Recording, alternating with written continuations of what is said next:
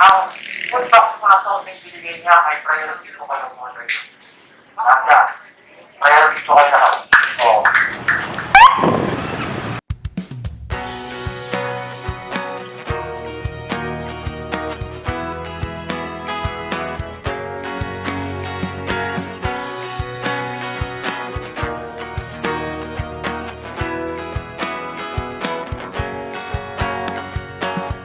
Bagong pag-asang darating, dala nila'y liwanag sa dilim. Ito yung mobile na may natin, ito parang natin po rin.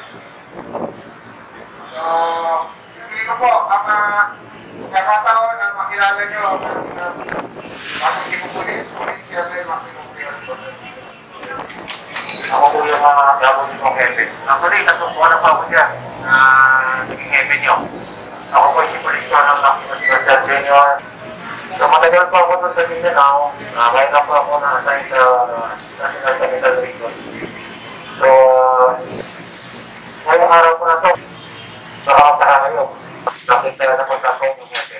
Pero ito po lang, nung una ko pong pabubo dito sa Paranaque, ay inikot ko po yung lahat ng barangays. No? Isa-isa ko po yan ang lahat ng sityo. So, siguro, yung ibang napuntahan ko po rin sa Paranaque, hindi ko napasok. So lahat po ng istilita napasok ko dyan. Para gusto ko pong tignan talaga yung personally, yung pin-order sa lugar na ito. Malaki po yung plano ko po sa lugar na ito, bago pinumupo po ako. Gusto ko nga pong 6 months ay matahimik yung lugar na ito. Kaya nakita ko po sa mga grabe yung drug na ito. Wala po kong ginagawa, gusto ko sa barangay. Pinakausap yung mga tao sa barangay para malaman po kung ano po yung managayat mo nila ngayon ng pandemya. Pero ito lang, maraming hirap mo yan, wala akong trabaho. So, ito lang yung nabigay na namin po ng research, ang dami na. Yung mga 15,000 household po yun ang nag-isip namin, no? Sa tatlong buwan. Araw-araw po yan. No? 4 na barangay sa isang araw. At kung anong pong kamuda na dapat natin may tulong. Ngayong hapon po na ito, gusto ko pong ipaalam sa inyo. Nag-research po ako kasi sa mga party list. No? Kung anong party list ng nangangalaga ng soda. Napagkalaman ko pala na mayroon palang ilang party list. Pinunta ko po ito. Ito po yung taga-Davao. Yung mga sumulista na ito. Pinunta ko siya, sabi ko, pinunta ko siya. Sabi ko, pwede ko ako matulungan dahil araw-araw po kami sinusipin ng ayuda. Dahil advocacy niyo po, tulungan ng mga drivers, dapat hindi niyo po bigyan ng ayuda sa panahon na ito. Ngayon, sabi niya, natawag po ako sa inyo, meron po natawag sa inyo, sabi po, nagkantay po ako ng mga ilang araw, meron po tumawag sa akin na sekretary niya. Kaya, yung pinag-usapan niyo po, meron na po kayo ipapadala dyan. Nagpadala po sa akin ng maraming food box sa opisina. Kaya po, ang food box po na ito, may binigay niya ay priority po kayo mga driver. Kaya, priority po kayo lahat. So, i-focus po natin ito lahat ng drivers ng Paranaque. Ibigyan po natin lahat na ng Di hahayaan ang kasama ay manaig. May puso, tapat sa bayan at tungkulin. Kapayapaan ang tangi nilang hanggan. So, ngayong hapon po na ito, ipagpasasyahan nila po yung mga silipin namin sa inyo. 3 kilong bilang po ito at mga groceries. Pagkita na mga tulungan sa ito. So, sana tulungan din po kami sa aming kampanya. Alam nyo, sa Davao City po kami galing nyo. Yung regional director din po, yun ang regional galing po siya ng Davao. Siya po nagsiga-director ng ating president ng mayor po po. Ako po ay galing din po ako sa Davao, di ba talang commander po ako doon, bago po ako napunta rito. Alam niyo po, although nagpapasiya na galing po ng Davao, galing na galing po ang presidente ng Pilipinas ng droga. Tulungan niyo po kami. No? I-take advantage niyo po, na ako po yung message niyo. 24/7 po, naharapin po kayo sa police station. Kahit alas 3 ng umaga, isinan po kayo. Hindi ko po ako naniniling doon sa pinakausap. No? Lahat po, i-interview po. Pinapasyal ko doon sa opisina. So, So kung may problema po kayo, kung kahit anong problema, sabihin niyo po, pumunta po kayo sa police station, tulungan po kayo. Dahil hindi pa ako rito, tulad niyo pa ako sa kaibigan, kapatid, sa mag-anak. No?